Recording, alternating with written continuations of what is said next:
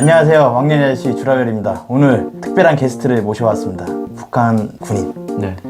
전 북한군 최전방에서 최전방. 군 생활을 했습니다. 현재 북시탈 TV를 운영하고 있는 정하늘이라고 합니다. 네. 반갑습니다. 반갑습니다. 박수 한 번. 네. 여기 옷도 좀 한번 있어가지고 바꿔 한번 입어봤는데 참 이게 옛날 때 입어본 경험이 있긴 있는데 느낌이 좀 이상하네요.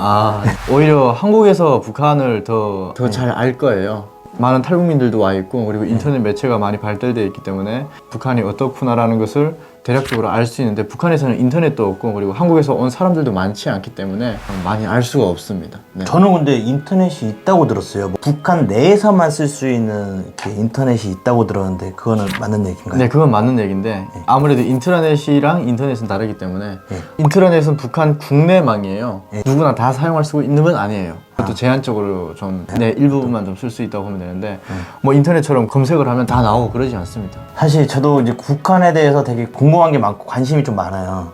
내가 궁금한 것들이 시청자들도 궁금할 수 있겠구나라고 이제 좀 생각해가지고 궁금증을 좀 풀기 위해서 이렇게 모셔봤습니다. 한번 북시탈 TV에서도 이제 이야기를 한 탈북 과정이라든지 에피소드라든지 이야기를 했지만 주라벨 TV에서 이제 좀 소개해 드릴 겸 조금 한번 이야기를 한번 듣고 싶어가지고 한국에서 날아온 전단지를 제가 좀 많이 주워봤어요. 삐라? 네, 삐라를 많이 주워봤죠. 북한과 한국의 경제력을 비교하는 내용, 그리고 전투력을 비교하는 내용, 김정은을 욕하는 내용도 있었는데 굉장히 화가 나더라고요. 그걸 봤을 때 당시에는 우리 상상도 못할 얘기를 여기에 써놓을 수가 있지, 이런 얘기. 제가 마지막으로 주워봤던 전단지에 이런 내용이 있었어요. 조선인민군 민경군이요, 당신들이 바라보고 있는 우리 대한민국은 전력 자원이 풍부하여 수림이 무성하며 경제적으로도 세계 10위 안에서 꼽히는 경제 강국이다. 그러니까 넘어와라 라는 그런 내용이 있었는데 굉장히 좀 가슴에 와닿았던 것 같아요. 탈북을 해야 되겠다 라는 생각을 좀 하게 됐었고, 근무서면서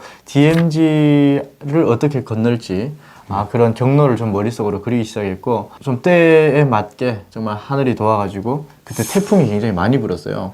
2200볼트의 고압 전기 철조망 이런 것이 전부 다 파괴가 됐어요. 그게 저는 이렇게 듣기로는 북한이 전력량이 없어가지고 그 전류를 거의 안 쓰고 가끔 한 번씩만 그냥 보여주기 식으로만 이렇게 쓴다라고 막 이렇게 들었는데 24시간 전기가 안 들어가 있는 건 맞아요. 근데 전기가 굉장히 그래도 많은 시간 들어가 있습니다. 그렇습니까? 북한에서는 22,000볼트라고 하는데 저도 그렇게 그건 뽕입니다. 22,000볼트는 뽕이고 대략 2200볼트, 굉장히 높은 전류거든요. 그리고 220볼트의 전기 철조망이 2겹으로 설치되어 있고, 그 다음에 세 번째로 가시 철조망이 이렇게 3개가 있어요. 그래서 그걸 다 넘어야 되는데 정말 감사하게도 태풍 때문에 철책이 다 파괴가 됐고 극복할 수가 있었죠. 쉽게. 장애물은 이제 극복할 수 있겠지만 무너져가지고 중간에 DMZ 들어오게 되면 이제 지뢰지대잖아요. 거기에 대한 루트나 불안감은 없었는지? 일단은 한 번도 들어와 보진 못했던 것이기 때문에 당연히 두려움은 있었고, 저는 뭐 당시 AK 소총이랑 총탄 90발이랑 수리탄도 갖고 있었기 때문에 누군가가 뭐 저한테 총질을 한다거나 그러면 맞총질을 할 생각이었고, 뭐 잡히는 상황이 오게 되면 수리탄을 꺼내서 자폭을 해야 되겠다라는 그런 뭐 죽을 각오를 했죠. 2판 4판이다 하고 그렇게 뛰어든 거기 때문에 딱히 그렇게 두려움은 없었던 것 같아요. 지뢰를 이제 밟을 수 있는 지뢰를 밟을 수도 있죠. 그게 두려우면 탈북을 못 합니다. 그래서 뭐 밟으면 밟고 뭐 아니면 뭐 죽으면 죽으리다 뭐 이런 식으로 들어왔죠. 지뢰는 어디 있는지 모르잖아요, 솔직히. 뭐 탐침이질 하는 것도 아니고 그냥 막 걸어가지고. 그렇죠. 그거는 운에 맡겼던 것 같아요. 그게 쉽지가 않을 텐데 그게. 탈북 경로는 대략적으로 그렇다고 보면 될 것 같고, 뭐 오는 과정에 북한 군인들한테 발각돼가지고 총탄이 막 저한테 막 12발이 제 머리 위로 날아가는 그런 상황도 있었고요. AK 총탄이 날아가는데 3발씩 4번이 났어요. 거의 오감이 완전 극도로 민감해진 상태였어요. 그쵸. 그때는 그 자리에 풀썩 주저앉았고 실성을 했다고 할 정도로 좀 넋이 나갔던 것 같아요. 그 장애물 지대가 있고 DMZ가 있고, DMZ 안에 38선이 있어요. 가운데 지점이 38 분계선이에요. 그때가 제가 분계선을 넘지 못했을 때였어요. 그러니까 살짝 더 북한에 치우쳐 있을 때라고 보면 되고요. 그러니까 DMZ 안도 그게 있어요.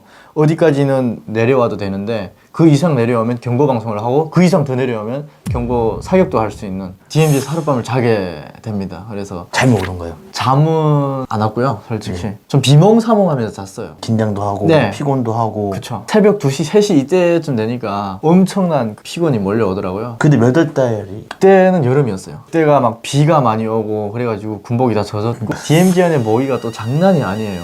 주댕이가 이따만 해가지고 전투복을 막 뚫고 들어와가지고 눈이 떠졌을 시간이 다음날 한 10시 부스럭거리는 인기척 소리에 눈을 뜨게 됐었고 가까워져서 보니까 그 작은 고라니 한 마리가 와 있더라고요. 저를 보더니 놀라가지고 막 도망쳤고 저는 휴대하고 있던 무기를 다시 휴대하고 남쪽을 향해서 내려오기 시작했죠. 갈대밭에 숨어가지고 제가 바느질을 좀 했거든요. 근데 뭐 목숨이 오가는데 무슨 바느질이냐 이러는데 여기 달고 있는 이 목달개 있잖아요. 굉장히 지금 좀 잘 못 다셨거든요. 좀 더럽고. 근데 이걸 새 것으로 갈아 달았어요.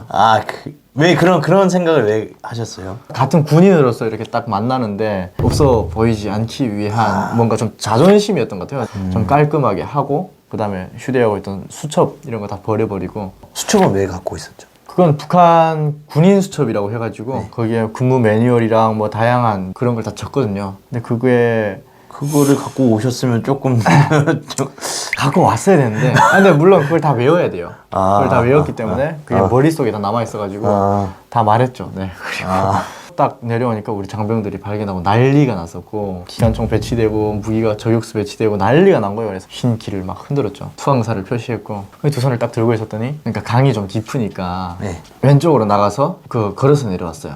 그리고 장병들이 마중 나왔었고 거리가 한 5m쯤 뒀을 때 한 분이 이러시더라고요. 귀순하러 오셨습니까? 이러는 거예요. 근데. 그때는 두려웠습니까? 아니면 오히려 반가웠습니까? 굉장히 반가운데 굉장히 거슬렸죠. 왜냐면 북한군에는 그 기순이란 말을 좀 잘 안 써요. 그리고 그래요? 나쁜 용어로 쓰기 때문에 변절, 배신 뭐 이런 의미가 내포되어 있기 때문에 아무 말도 안 하고 가만히 있었어요. 그랬더니 옆에 계신 분이 딱 한마디 하시더라고요. 당신의 입국을 환영합니다. 이러더라고요. 입국이라고 얘기합니까? 네, 입국이라고 하더라고요. 입국을. 당신의 입국을 환영합니다. 이러더라고요. 제가 태어나서 그렇게 심쿵해 보기 좀 처음이었던 것 같아요. 그래서 그 자리에 풀썩 주저앉았었고 괜찮냐고 하면서 이렇게 부축해 주셨는데 전혀 괜찮지 않았어요. 앞을 보니까 총구 몇십 개가 제 맞박을 켜놓고 있더라고요. 안심하십시오. 괜찮습니다. 근데 총구 갖다 대보세요. 그게 안심이 그렇죠. 되겠어요? 그게? 제 탈북 과정은 좀 이렇게 말씀을 드릴 수가 있을 것 같아요. 거기 있으면서 남한을 계속 지켜봤을 거 아니에요? 어떤 루트 계속 상상으로 계속 이미지 트레이닝을 하셨나요? 좀 했죠. 많이 했죠. 한 달 정도 했습니다. 북한에서 총탄이 날라온다 뉴스에도 가끔 나오고 네네. 돌발 사격으로 이렇게 나가는 건지 아니면 위에서 지시가 내려와가지고 하는 건지 궁금하네요. 오발 사고에 대해서는 굉장히 북한도 처벌이 엄청납니다. 왜냐면 전쟁으로까지 이어질 수 있기 때문에 그렇죠. 저희도 그 전망대, 감시대 대공 기관총을 설치를 해요. 비행기가 날아들어올 때 쏴서 떨굴 수 있게. 근데 그 대공 기관총이 남쪽 방향으로 이렇게 총구가 향하고 있는데 실수로 이렇게 땡기면 총알이 나갈까봐 굉장히 조심을 해요. 정조준에서 날아갔다? 이거는 좀 말씀을 아끼겠습니다만 뭔가가 있었다고 보면 될 것 같아요.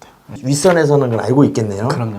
그리고 지시가 내려오거나 네네. 지금 오발 사고 같은 경우 알 수가 있을까요? 오발이라고 하면은 GP에 감시대에 그렇게 정확하게 가서 박히지 않았겠죠. 계획적이고 이제 정치적으로 이야기해가지고 한번 위압감을 줄 때가 됐구나. 그 GP죠 민경초소에서 거기 근무하는 것 자체도 되게 긴장되는 상황인데 남한 군인의 제일 가까이서 본 게 언제?